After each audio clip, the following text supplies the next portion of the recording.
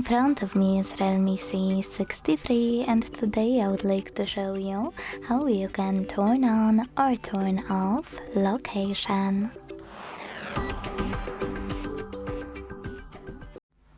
Begin by going into tab menu and looking for location shortcut. When you find it, click on it. As you can see, mine is here, so when I click, it turned blue.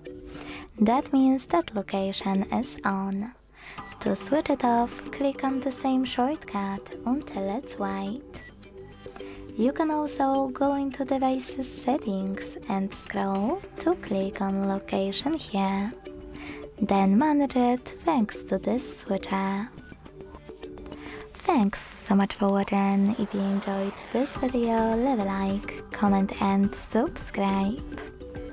Bye!